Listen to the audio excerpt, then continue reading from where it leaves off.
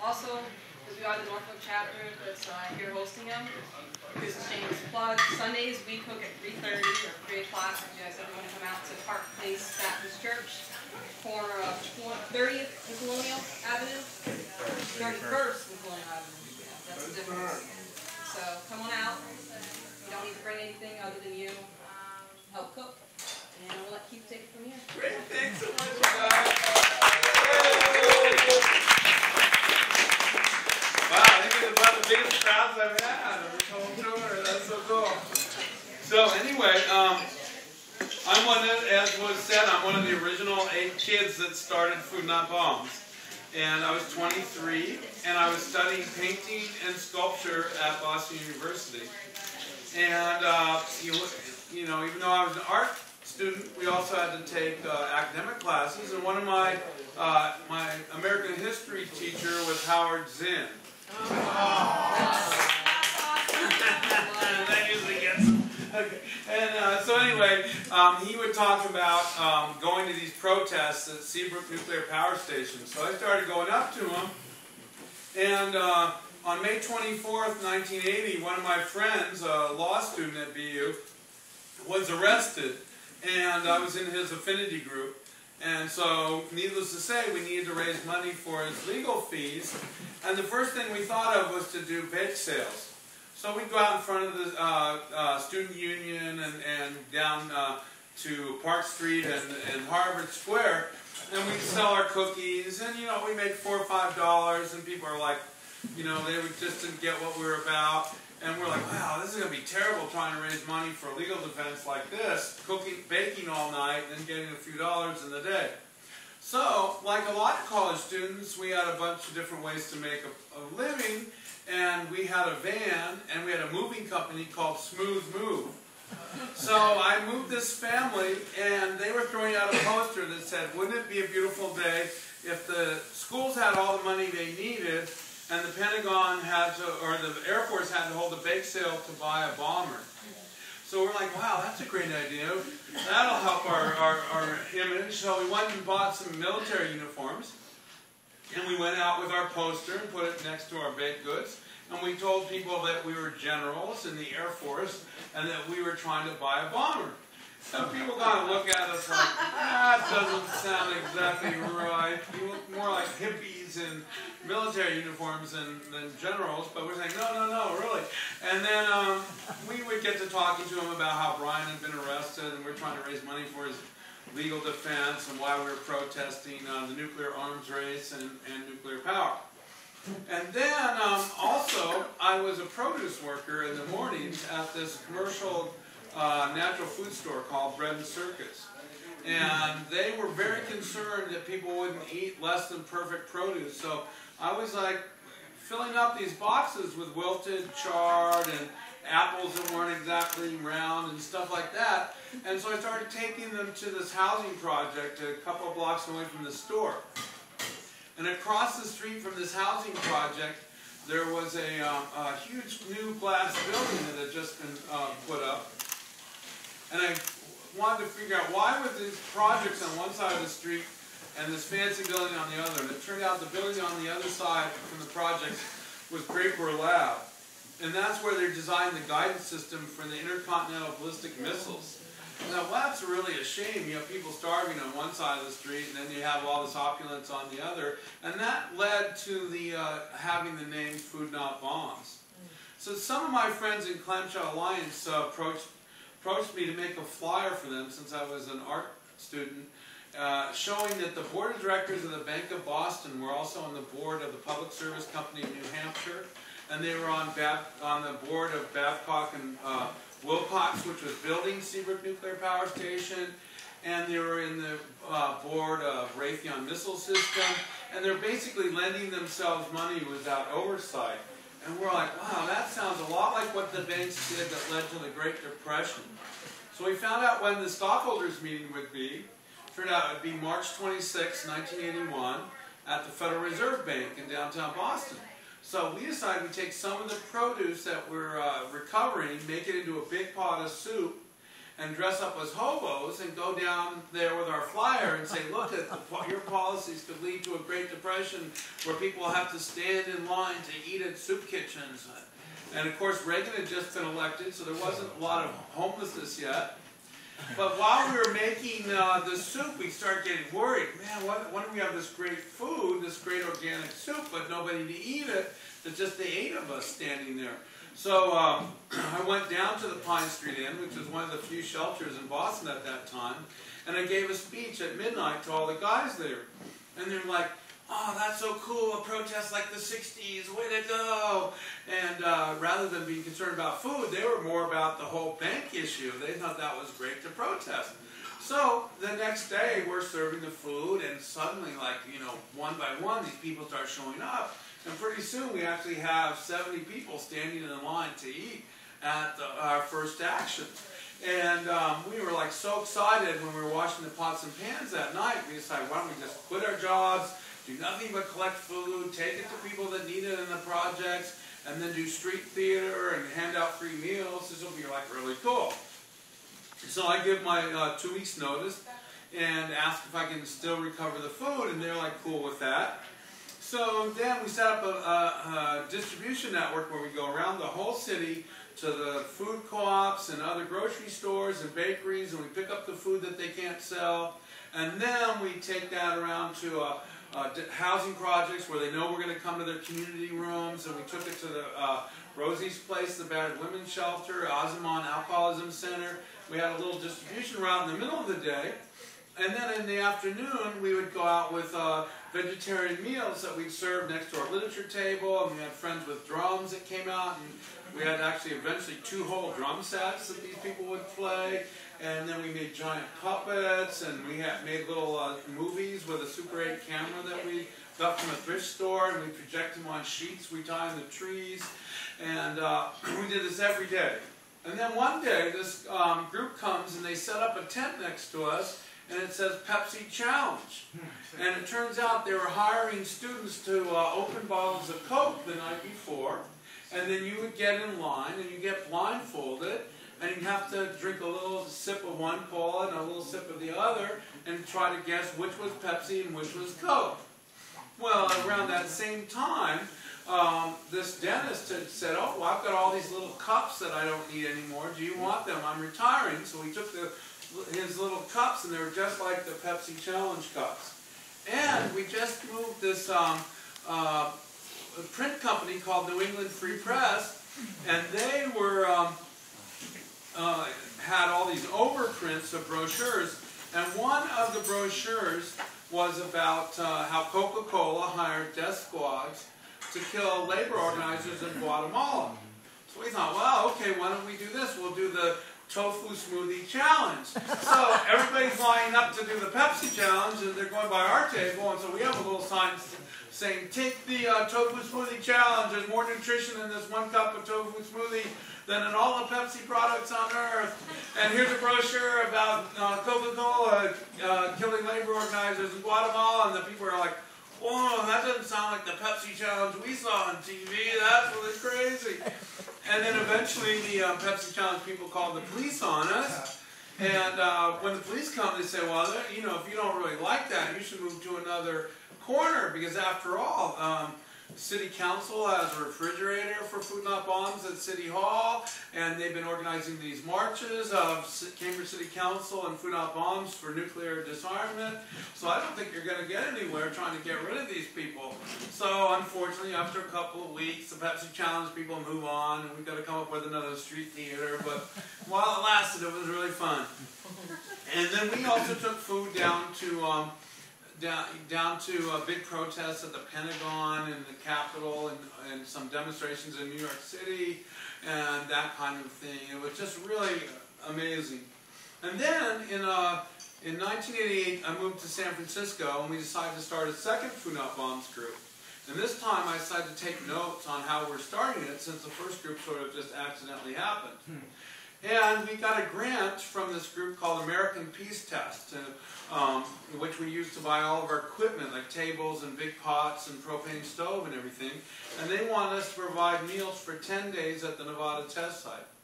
So we go out to the test site where they're going to protest nuclear testing, and we're giving out the food every day, like 3 times a day, basically all the time at the main gate and everything. People are getting arrested, blockading the workers from doing the nuclear tests and stuff. And this group comes up and they go, "Oh wow, we live in Long Beach, California, and we've been handing out free vegetarian meals in our town. And we'd heard about Food Not Bombs, but we thought the name was copywritten, so we're calling ourselves Bread Not Bombs." We're like, "Oh no, change your name to Food Not Bombs, and there'll be 3 groups, one in Boston, one in San Francisco, and one in Long Beach." And I'm like, "Oh, that's a great idea." And so suddenly we have 3 chapters.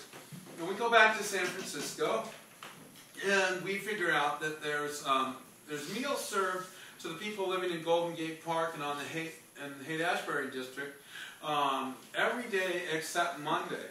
So we decided that we'd set up at the entrance to Golden Gate Park at Haight and Stanion every Monday at noon and hand out the food there. And we started like a little theater, and we had live music, and it was this amazing scene. And then one day a hippie comes by and he goes, "Oh, you can get a permit for doing this, just write the Parks Department."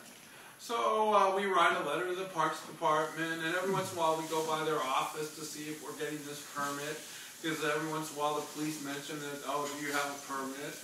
And that doesn't seem to be, it seems pretty chill, like no one knows what we're talking about this permit at the Parks Department. But then, on August 15th of 1988, 45 riot police emerged from Golden Gate Park and arrest 9 of us for serving food without this permit. And it turns out that they told the San Francisco Chronicle that they were going to do this, so they sent a photographer and a reporter. So on Tuesday, there's this big article showing riot police guarding the photo of riot police guarding the food from the hungry, and a banner headline saying 9 volunteers arrested feeding homeless at Golden Gate Park. So people start calling us up, like, "How can we get arrested with you guys? This is great." So we think, thinking quick on our feet, we decide, okay, why don't we have a meeting? So we meet, and we decide, let's go, we'll have everyone come in at the corner of Central and Haight at Buena Vista Park, and we'll march down the street and see what happens. And we urge everyone to bring pots and spoons to bang. So about 150 people show up the next Monday, and we march down the street. One guy even brought a painting he did of Spock, and so we're like going down the street, and we get to the end, and we set up, and this time the police arrest 29 of us. And it turns out there was this new TV company called Cable Network News, and they showed up, and they got video all over the world about us being arrested. And the Associated Press was there. So now people are writing and calling us from all over saying, "We want to start a group to get arrested in our town. This sounds fantastic." So we take our notes and we make a little flyer called 7 Steps to Starting a Food Not Bombs, and we start mailing that to people. Well, the next week about 500 people show up to get arrested. The police say, "Well, we don't mind that they're feeding the hungry. It's that you guys are making a political statement, and that's not allowed. We're going to give you city buses, take all the homeless out to the Armory at the ocean. You can feed them in there, but you can't be out here with literature and banners and stuff like that talking to the public." And so then we get our turn to the media, and we say, "Well, actually, we're not a charity. With 50 cents of every federal tax dollar going to the military, there's obviously enough resources so no one has to stand in line to eat at a soup kitchen." So the next week is a Monday holiday, Labor Day, and about 2,000 people come to get arrested, and the police give up after arresting the first 54. And so the next day the mayor calls us and he wants to have a meeting. So we agree to meet with him. And after 2 days, he gives us a permit so he can stop arresting us. So now we're excited. We have so many volunteers. We can do Tuesday and Wednesday as well as Monday. And groups have started in Victoria, British Columbia. Groups started in New York City, Washington, D.C. And there's starting to be kind of a little a whole movement here of Food Not Bombs chapters. I think another group started in Seattle around that time and one in Portland, Oregon. And so we're like really psyched, we don't have to get arrested anymore, and we're doing our food. And then the next summer, homeless people come to us in San Francisco and they say, look, if the police are kicking us out, we're not allowed to live on the streets anymore. We either have to rent an apartment or move out of town. And they decide, the second day we hear, well, you know, we're going to start living, we're going to do an occupation in front of City Hall because we've been seeing what the kids in China are doing, and that seems to be working, so we're going to camp out in front of City Hall until the mayor either provides us housing or calls off the police. So on the third day, they say, hey, we need your help. Can you come over and support us? So we have a meeting after lunch, and we decided that we would set up a 24-hour-a-day vegetarian restaurant in front of City Hall in solidarity with what the homeless were calling Tenement City, or Tenement Square instead of Tenement Square. And so we're out in front of City Hall doing our meals every day, and at 12 noon the homeless would organize these homeless ballets, homeless poetry readings, so when the mayor and the politicians came out of City Hall, they would be witness to these cultural events organized by the people living at Tenement Square. And so on the 27th day, the mayor announces that he has a solution for the homeless, that they can all go down to this new shelter in this old abandoned Jaguar dealership, and if you're not living in there, then you're a criminal. So we, with the help of about 200 riot police, we pack up all our belongings and we go down to the new shelter. But it turns out you're not allowed to bring your wife and children. You have to leave them on the street. You can only have 2 shopping bags worth of belongings. You have to take your pets off to the pound and have them put to sleep. There will be no food served at this place, and you have to bring cardboard boxes to sleep on, no mattresses. So we go, wow, that doesn't sound really like a solution for homelessness. So we go back to City Hall and we start handing out food again at lunch. But the police arrest us and take all the food, and 16 of us get jailed. We lose all the food we prepared.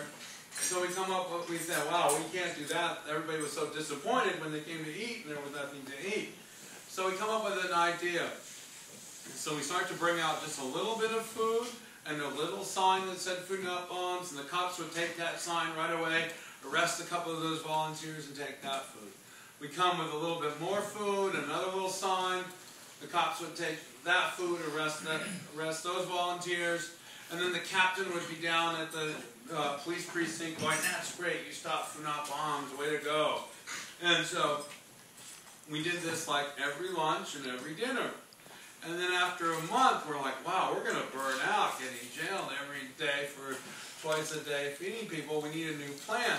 So we came up with another program called Risk Arrest, 1 day a month with food not bombs. So the first group to come out was a group of nuns and priests. They hand out some food, and the cops arrest them, and they pat down the nuns to make sure they don't have guns, because you know nuns with guns is quite dangerous. Then the carpenters union comes out and they get arrested. The teachers union gets arrested. Other peace groups come out and they get arrested. And this goes on like twice a day, every day.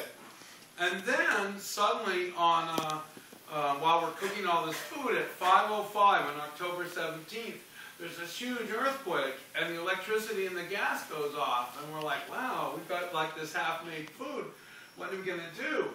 And so we figure, well, the cops will be real busy now with this earthquake, and what we'll do is we'll get our propane stove from the occupation, and we'll set up in front of City Hall, and we'll finish cooking the food, and probably there'll be more people than ever that will need it. So we go down there, and sure enough, there's like way more people than a normal dinner at Civic Center Plaza. And we're starting to get deliveries from all the grocery stores because their walk-in refrigerators are down. So we have now more food than ever. So we went and got another tent to store all the extra food that came in. And everything's going real well. And then more cops than ever start to arrive in their vehicles. And we're like, wow, that's really crazy. Right after an earthquake, they're going to bust us? And they all walked towards us. But instead of arresting us, they stood in line with everybody else and had their dinner with us, and then they came back for breakfast promptly, waiting for us to serve breakfast, and then they ate with us for 3 days because we were the only food in San Francisco. So that was cool. They ended all those arrests. But during those arrests that had happened, it actually inspired new chapters in other cities. So there was not only in Vancouver was there Food Not Bombs in Victoria, BC, but all the major cities of Canada had new chapters. And also there's groups in London and in Prague, Melbourne, Australia, and many, many more cities in the United States, all inspired by this 300 arrests that were occurring in front of City Hall during after Tiananmen Square. So then we find out that the Congress has announced that San Francisco will be the official city to celebrate the 500th anniversary of Columbus discovering the New World. And Native people have a meeting in Arctic Circle, Alaska, and they announced that that maybe 500 years is enough. And so they're going to have a big protest on October 12th in San Francisco. And the notes that I had made about how to 7 steps to starting a Food Not Bombs had been seen by a publisher that asked us to write a book, which would be coming out in October, called Food Not Bombs: How to Feed the Hungry and Build Community. So we decided to write everybody a letter and ask if they would be interested in having a Food Not Bombs gathering in the days before this protest. And nobody objected to that, so we organized 2 days of gathering in San Francisco, and about 70 people showed up. And it was there that we decided what the principles of Food Not Bombs would be. So we came to the agreement that the food would always be vegetarian or vegan and free to anyone, rich or poor, drunk or sober, without restriction.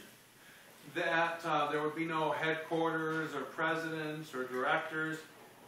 That every chapter would be autonomous and make decisions using a process of consensus, and try to invite the people that were relying on our food to participate in the decision-making process of our local chapters. And that we wouldn't be a charity, but that we'd be dedicated to nonviolent direct action to change society so no one had to stand in line to eat at a soup kitchen or had to live outside against their will. So then we made all this food, and we went down to Aquatic Park where Columbus was scheduled to arrive. And this time the elders of the Native American community just pushed Columbus back out into the San Francisco Bay, saying 500 years was enough. And then some of the Food Not Bombs kids went to the Columbus Avenue Parade, and they stole the Nina, the Pinta, and the Santa Maria off the floats, and were chased into the city by the Italian American Association. And then we had a big party, and we gave books to people, and they went off to help start new Food Not Bombs chapters in other cities. So, that was really cool. Then, the mayor, or the chief of police, announced that he was going to run for mayor on the anti-homeless ticket. And he said if he was elected, he'd round up all the homeless people, he would take them, put them in a work camp south of San Francisco. He'd even put a little sign over the entrance saying, "Work shall make you free." So, of course, he gets elected. And he starts his program called Quality of Life Enforcement Matrix Program. Oh my goodness. And the Clinton administration was nice enough to donate 2 airplanes to the city so they could put thermal imaging devices in them and fly up and down the streets to see where the body heat was coming from the people living outside, that way they knew where to round them up. So we borrowed a video camera from the American Civil Liberties Union, and sure enough, the Matrix program came to one of our meals at Civic Center Plaza. So we videotaped the police ordering everyone to take their shoes off and throw them in the garbage trucks. We got video of the animal control taking people's pets away. The police confiscating everyone's blankets and sleeping bags, arresting a few people, mental health people, declaring some of the people mentally ill, taking them away. And we got video of this grandmother that fought with the police to save her photo album of her grandchildren, but eventually they succeed in ripping it out of her arms. So we give that video to all the TV companies, and Channel 2 shows it, Channel 2 in Oakland shows it that night, and the mayor is furious. It makes the Matrix program look inhumane. So he goes to the city attorney, Louise Rennig, and gets a court order against us serving food without a permit. And he goes to the Parks Department and has them delete the permit process. So now we're being arrested for felony conspiracy to serve food in violation of a court order. And so we restart the risk arrest one day a month with Food Not Bombs, and now the Nuns Without Guns have a group called Religious Witness with Homeless People, and they're really organized, and we divide the food into thirds like we had before, and this goes on day in and day out. And then we get word that the Coalition on Homelessness in Washington, D.C. is calling on a nationwide protest on Thanksgiving called Housing Now. And we happen to know that all these people have just been evicted from this $25 a night hotel, and the building had been gutted to turn it into a $300 a night hotel, and it's directly across the street from where the mayor would be coming on Thanksgiving morning to cut turkey at this Glide Memorial soup kitchen. So we decided to sneak into that building the night before, and sure enough, when the mayor arrived to get his photo op, handing the turkey to the homeless person, then we appeared out the windows with our banners, and one of our banners was Homes Not Jails. And this started this whole idea where we went around the city, because at that time there was a savings and loan crisis, and there was lots of abandoned properties, and sort of like a miniature version of the current housing foreclosure crisis. And we would write down the addresses of each empty house, and then we would go to City Hall to the tax records and try to figure out who owned them. And if it was banks suing each other over the mortgages, then we would go put our locks on those buildings. And the other ones, it was just a family that couldn't keep up the building. We just left that empty and we didn't bother with it. So then, at dinner, we would make an announcement. Does anybody here want a free place to live? You would be surprised how many homeless people want a free house. It's like so popular. So we'd say, meet us tomorrow at 9 in the morning at this address and we'll give you a free house. So the families would arrive and people would arrive. We'd have the keys, so we'd open the door. We'd let everybody in. We'd give them a lease. We'd help them turn the electricity and the water on. We'd help fix the building, paint the outside, clean up the inside. And the neighbors would go, oh, that's so good. They're finally fixing up that old place on the corner. It's great they're renting it finally. And so according to the book No Trespassing, we had keys to 400 buildings. And we had families living, or people living in 200 of those buildings at any given time. So then we decide that we're going to have a vigil where we read off the names of all 150 people that froze to death that year living outside in San Francisco. And we call the Bay City News, and they say, oh, we can't take phone calls from you guys. The police have come by and said that would be aiding and abetting in a felony. So we had a friend who was an electrical engineer, Stephen Dunifer, and we've been talking about the idea of making low-watt FM radio stations, and we knew that you didn't need a permit to broadcast under 100 watts at that time, so we started Free Radio Berkeley and San Francisco Liberation Radio. So we are broadcast from the top of Twin Peaks and San Francisco Liberation Radio in this Toyota camper that we had, and we get an email from a group called the Zapatistas, or the EZLN. And they say, would you read our communique over your radio station about why we're having an uprising against the North American Free Trade Agreement? And so, wow, that sounds really good. So we're up on top of Twin Peaks and we're reading the communique and excited about the uprising in Chiapas, Mexico and everything. And when we notice a lot of police parking behind the van, so we pull in the antenna real fast, and we take out a bottle of wine and get some crackers and hummus, put them on the table, and the cops look in, and we're like, Happy New Year's, we're just celebrating, and they're like, oh, okay, and then they drive away, and we put the antenna up real fast, and we start broadcasting again, and then the next day we're down in front of City Hall, and we have this big sign saying, Viva Zapatista, no NAFTA, and this guy comes out of City Hall and starts screaming at us that we're not allowed to share food in 1994. Maybe we can get away with it in 93, but you can't serve this year. We don't know what he's talking about. And he happened to have a cell phone, which was new at the time, and he calls a tow truck that takes our vehicle away. So I go into City Hall to the phone booth on the first floor, and I call the tow company up, And that guy follows me in there and starts smashing me against the wall. So I say, I'm sorry, tow lady, there's a man smashing me against the wall here. I'll have to call you from another phone. So I go upstairs and I finish locating the vehicle and making arrangements to pick it up. And I go downstairs and there's these nice businessmen and they say, oh, we want to speak to you, Keith. So I'm like, yeah, what's up? And they say, oh, you're under arrest for assault, battery, strong-arm robbery, and that's a strike as of January 1st under the new California 3 strikes law. And I'm like, wow, that's pretty hardcore. They take me away. My bail's only like $10,000, so it only takes about a week to raise the 10%, and then we're out. And then Howard Zinn had been in town to speak, and he had suggested we write letters to the Clinton administration Civil Rights Division to see if they could send federal marshals out to protect us from the San Francisco police, because by now we're being beaten up for serving food every day. In fact, we have a video we made called Funabong's Greatest Hits that we sent to the Justice Department and gave to Amnesty International and the UN Human Rights Commission.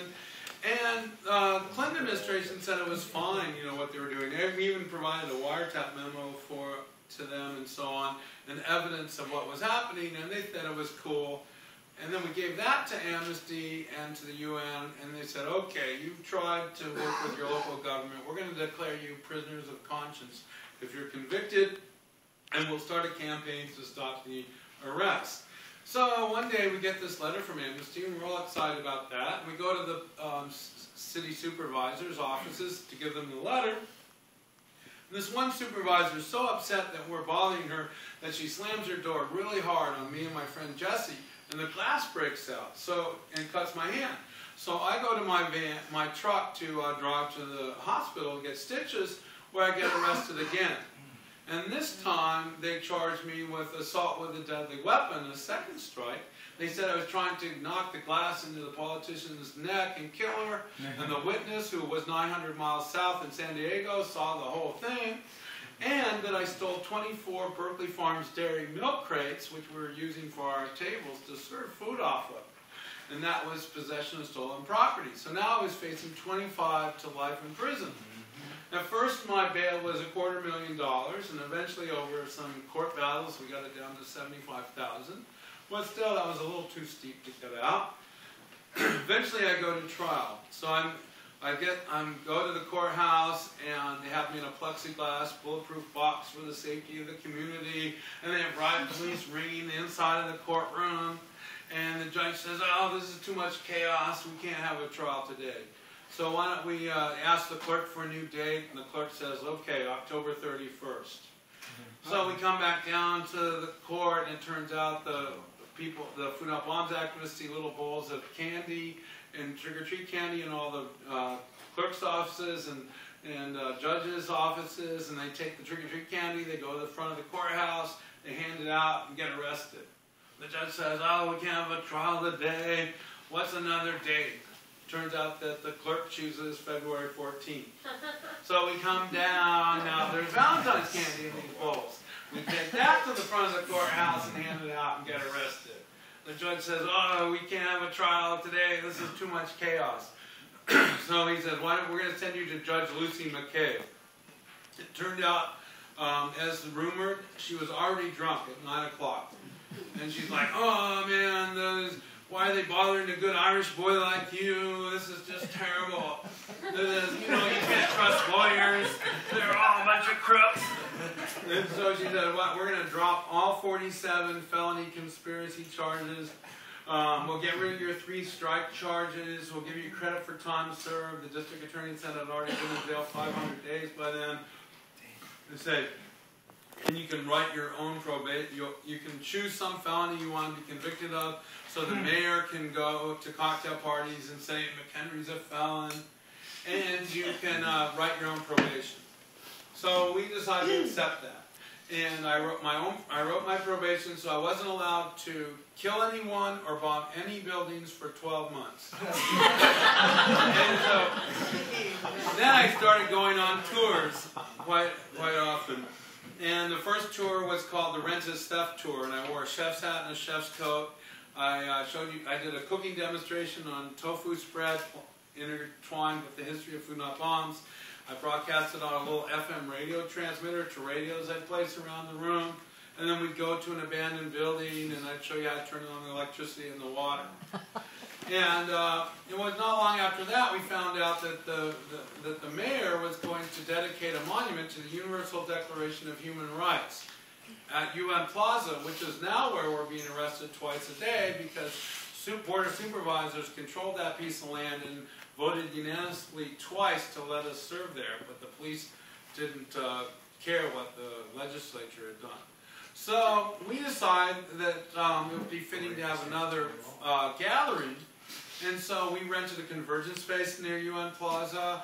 We asked if groups wanted to come, and sure enough, over 600 people went through the Convergence Center.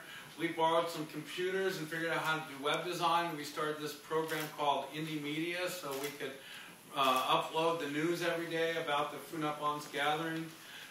We had workshops on composting, organic gardening, how to fuel a diesel vehicle with vegetable oil, how to make your own FM radio transmitter. It was an amazing 10 days.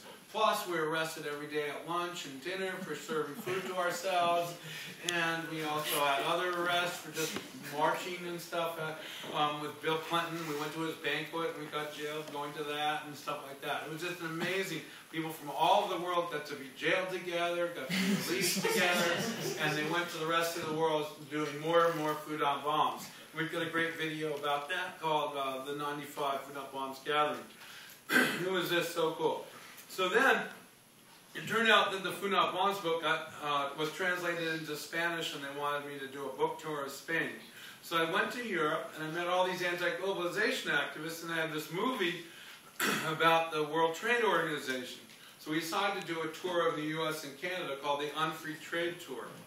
And on that tour, there would be like a discussion at the end, and it was always decided that we should go to... if the WTO ever has a meeting in North America, we should go there and try to shut it down. So 12 months after the tour ends, it's announced that the WTO is going to meet in Seattle, Washington, in November of '99. So we rent another convergence space there. We contact everybody that signs up on our sign-in sheet, urge them to go. And thousands of people show up in Seattle, and by now Indie Media had Indie Media centers all over the world, so we were able to get news out in every city in all these languages, and we fed the protesters. It was just amazing action.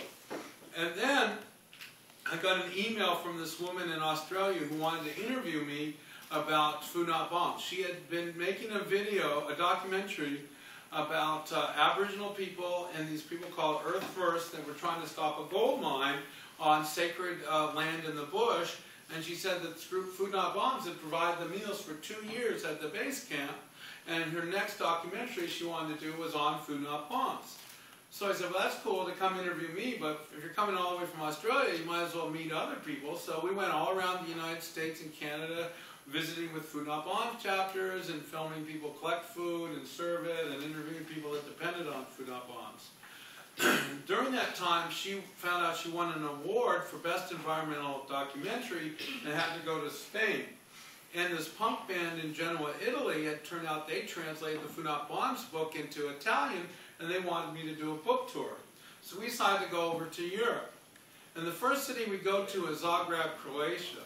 And they had just served 1,000 meals outside the U.S. Embassy in protest to the U.S. invasion of Iraq. And they were like, why are you visiting just Zagreb, Food Not Bombs? We have 6 chapters in Croatia. I'm like, wow, I didn't even know there were 6 cities in Croatia, let alone 6 Food Not Bombs groups. And so we make a huge amount of food. And Anti-McDonald's Day turns out to be the next day. So we go down to the McDonald's with all this food. And the Food Not Bombs kids had bought all these balloons that had the golden arch, or black balloons with golden arches, and it said "Eat shit" in Croatian. We handed those to all the kids, and then another group came and they bought a severed head of a cow, and it was just all bloody from that being cut up, killed that morning on a silver platter to give to all the patrons at the downtown Zagreb McDonald's. That was really gruesome. And then they're saying, well, it's cool you're visiting us, but you should go meet the Food Not Bombs people over in Serbia. They did Food Not Bombs while being bombed by the U.S. and NATO. So we went to Belgrade, and we cooked in this place called Rebel Squat, which was this abandoned mansion. And at one point, I asked, "Oh, where do you go to the restroom?" And they said, "Oh, a cruise missile had gone through the roof on the other side of the building and went into the basement, and it didn't blow up. So we're using that crater as our restroom." So we took all the food down to the McDonald's, and the police came, and they thought it was so cool what we were doing there. And a lot of the patrons came out of the McDonald's and said, "Oh, wow, your food is so much better, and it's free. This is great." And they told us what it was like to do Food Not Bombs while being bombed. It was really intense stories. One of the women was working in a hospital. So many children were born with severe deformities from the depleted uranium that there were 750 children that could do nothing but be in this one hospital that she was a nurse at. And they described the bombs going down the roads, you know, the cruise missiles, and then veering off and blowing up different buildings, and how they would wore T-shirts with targets on them when they were serving the food on the bridges over the Danube. And they said, "Well, we're not that poor here in Serbia. You should go to Romania." We went. That's the only country you can go to from Serbia. So they had gone and done a trip over there and shared food in one of the towns near them in Romania. So we went there. Sure enough, it was really poor. And then after that, we traveled over to Budapest. And that chapter served twice a week, plus they filled these buckets with water to water all the trees on the boulevard because there's a drought in Hungary, and the city didn't have the money to water the trees. Then we went to the Netherlands. There were 12 chapters in the Netherlands at that time, and they had just returned from a bus tour to meet the Food Not Bombs activists in Poland, and they brought them cooking equipment and so on, and they made this really cool documentary. They were shocked at how many people were hungry in Poland because they weren't having that happen yet in the Netherlands. Then we went over to Ireland, and all the 7 cities that do Food Not Bombs in Ireland all got together at Shannon, where the U.S. troops land on their way to Afghanistan and Iraq, and we provided meals to the protesters trying to stop the U.S. flights from landing. And then the Belfast kids took us over to Belfast. Half of the Food Not Bombs kids in Belfast were of Catholic background and half were of Protestant background. And they served on the line between the two communities. And at that time, there was still the Troubles was happening. They also did this thing called Tools for Peace, where they collected hand tools and pedal sewing machines, and they boxed them up and they shipped them to schools and other organizations in Africa so they could build houses and learn how to do masonry and textiles and so on. Then we went to Copenhagen.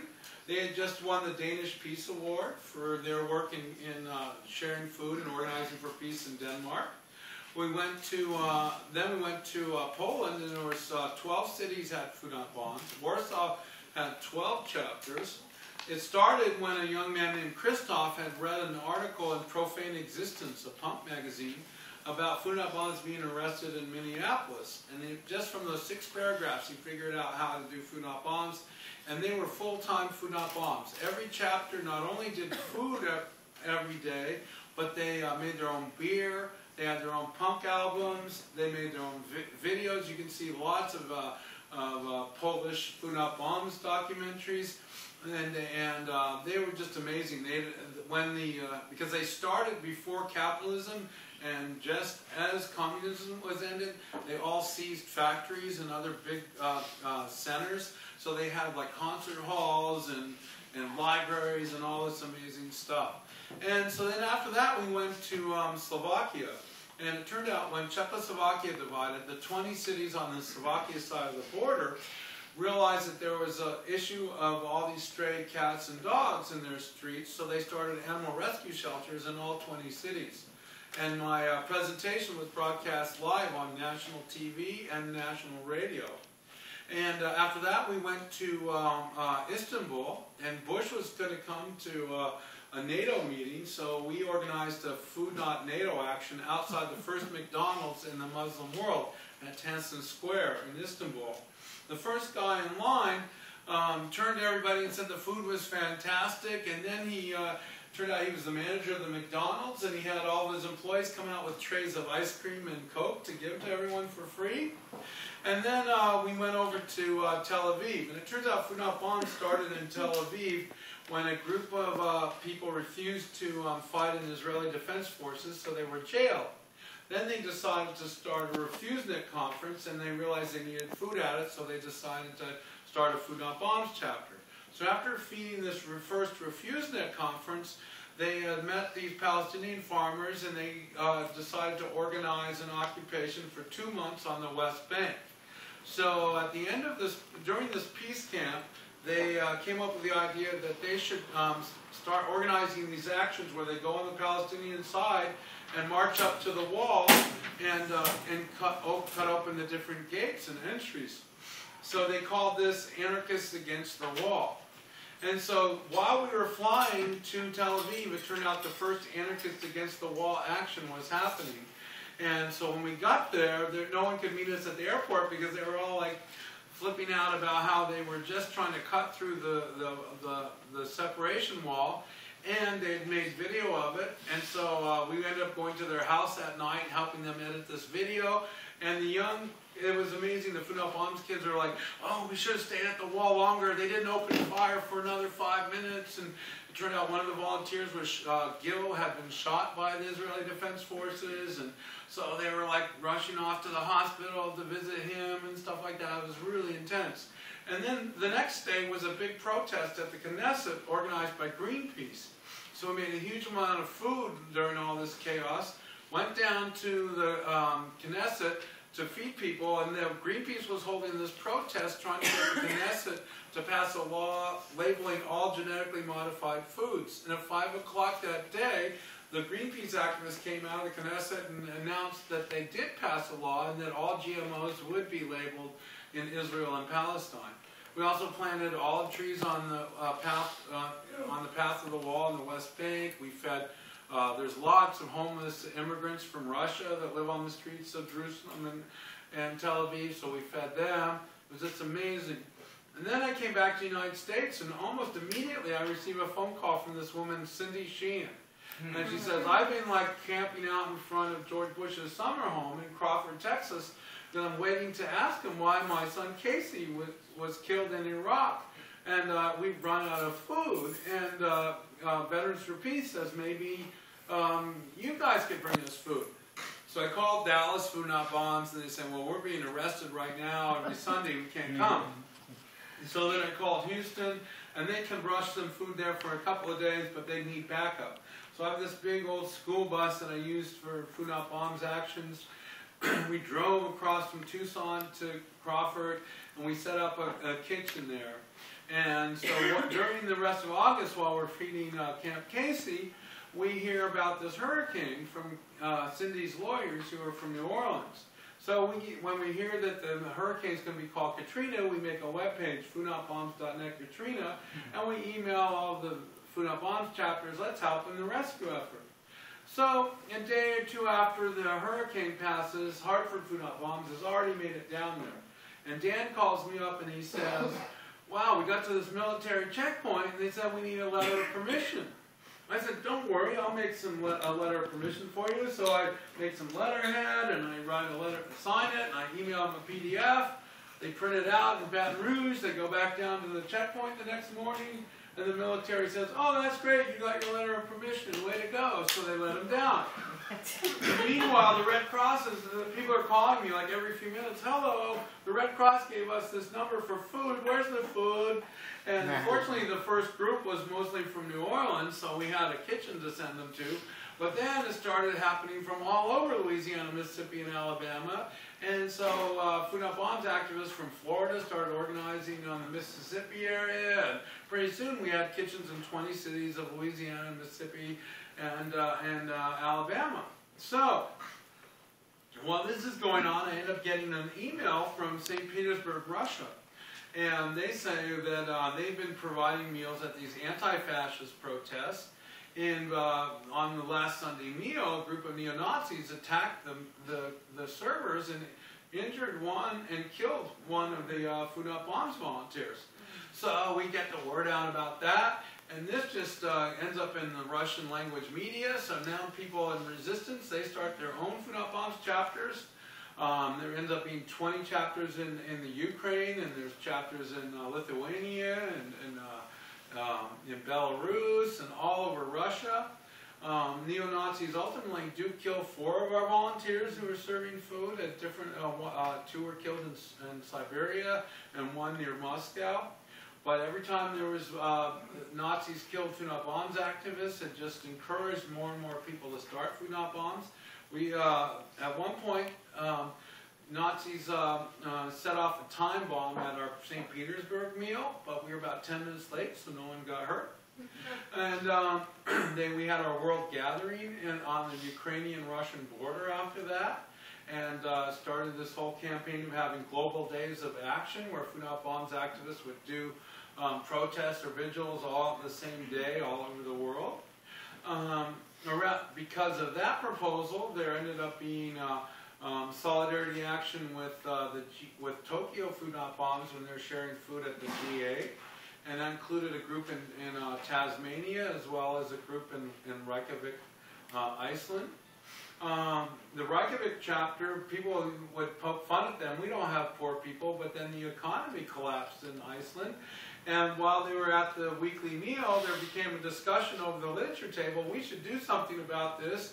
And pretty soon the Saturday meal became also a Saturday march after the meal to the Parliament building. At one point, there's a discount store that's like 7-Eleven, but their logo is a pink pig on a blue background. So they stole the flag off of one of the discount stores, and they climbed up on the Parliament building, took the Icelandic flag down and put up the discount flag, Iceland for sale. Now that campaign's getting more and more crazy, and they stopped paying like the bank loans as a result to the Bank of England and others, saying that, you know, Iceland first, don't like be paying the rich in Europe, you know, before us. The Food Not Bombs also provided food for 100 days at the Orange Revolution in the Ukraine. We fed farm workers strike in Bosnia-Herzegovina Park in Sarajevo for 600 days. That's probably the longest occupation Food Not Bombs has provided food for so far. We provide food. You might have seen us in Michael Moore's movie, Capitalism, A Love Story. That there's a United Window and Door occupation, and Food Not Bombs snuck the food in there at the beginning to keep that factory occupation going. We provide food at an auto workers strike in Seoul, South Korea. We Christchurch Food Not Bombs started this thing called the Really, Really Free Markets, and that's first spread to Food Not Bombs chapters in Asia. There's a really cool article about the Jakarta Really, Really Free Market. They started doing it on Buy Nothing Day in Jakarta, Indonesia. They even had free haircuts and free medical care, as well as free everything else. A group in Eugene started this program called Food Not Lawns, when they were seeing all this grass be dug up and sent down to Las Vegas and Phoenix, and thought, what a waste with people hungry. So now there's like hundreds of Food Not Lawns gardens that are organized by Food Not Bombs chapters. And so then in 2006, Orlando made a law restricting people to Food Not Bombs to serving food only twice a year per park. And most of the parks actually were not accessible to anybody, so we're basically banned to serving only 2 or 3 times, twice or 4 times a year there. So one of our volunteers, Eric, got arrested at that time. He won his jury trial, and we sued in federal court and won at the district level. But then, this past year, on April 12th, the 11th Circuit Court of Appeals in Atlanta, Georgia, announced that our First Amendment rights were protected since we could share food twice a year. So we became concerned about that. We started organizing, and sure enough, on June 1st, the Orlando police made their first arrest. And it was at that time we started hearing about the occupation that was going to be organized in Washington, D.C. on Freedom Plaza starting October 6th. And then we had a total of 29 arrests, and when I got out, I spent 17 days for my second arrest, and when I got out, I got my first email from Adbusters advocating that there be an occupation at Wall Street on September 17th. So we've been putting up, we'd already been promoting the first occupation, so we thought, wow, here's another one, we'll promote that on foodnotbombs.net. And before long, Food Not Bombs kids in Manhattan were helping feed the Occupy Wall Street, and then occupation started springing up all over the country. I started getting calls like crazy from every corner of the U.S. looking for Food Not Bombs to bring food to an occupation, or Food Not Bombs kids calling to say they were feeding an occupation. And now Food Not Bombs, the most recent one I had was an email from Budapest where they're doing Occupy Budapest, and they've got like this Food Not Bombs is providing the meals at that. Sydney Food Not Bombs is involved in Occupy Sydney, Occupy Melbourne, and the little towns, even my hometown, Taos, New Mexico, Food Not Bombs is providing meals in this little village of 5,000 people at Occupy Taos. So now Food Not Bombs is in at least 1,000 cities of the world, and we're all volunteer, no paid staff.